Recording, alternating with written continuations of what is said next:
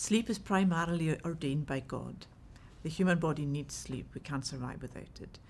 Understanding that and accepting it through faith, with humility, accepting that the world runs and God is in control even when we are fast asleep, is primary to then implementing methods to ensure we get good sleep.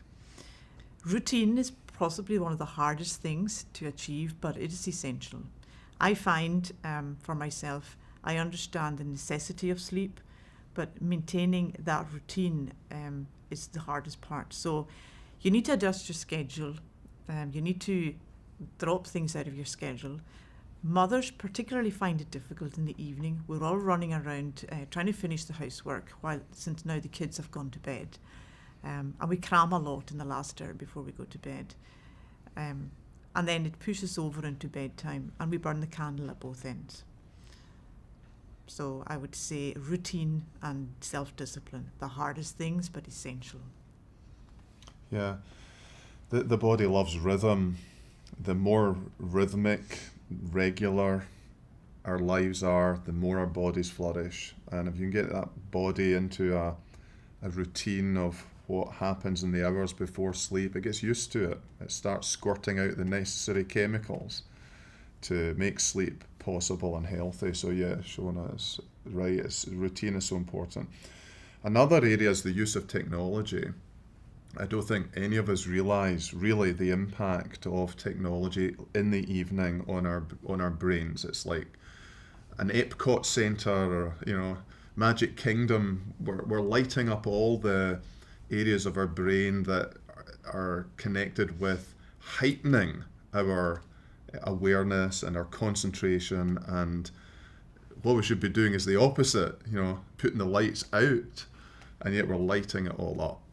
And yeah, the use of media, technology. Somebody once measured the phone, our iPhone.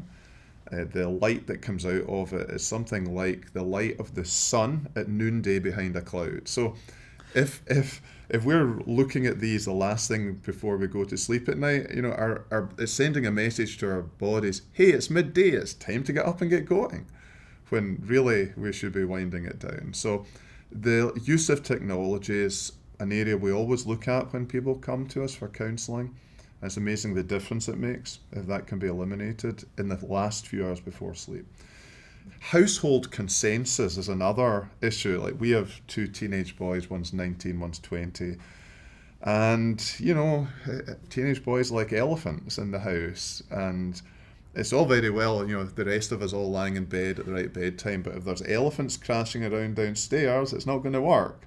So, we have to come to some agreement, compromise. Okay, Monday to Thursday, here is when we all crash, we all quiet. Friday, Saturday, we're a bit more flexible, but we've got to come and go, get everyone on the same page. And the other area is exercise. A lot of us are sitting at desks all day and doing nothing with these bodies that God made to be active. And sometimes when we come to sleep, our bodies are basically saying, hey, you've done nothing with me. You expect me to sleep? And so I found very much personally, exercise each day helps just to tire out and fatigue this body sufficiently so that when I come to sleep, the body's going, okay, that's fine, I need a wee rest now, I'm going to switch off. So quite a few practical things that together can really help start establishing good sleep patterns. I would add the importance also of napping.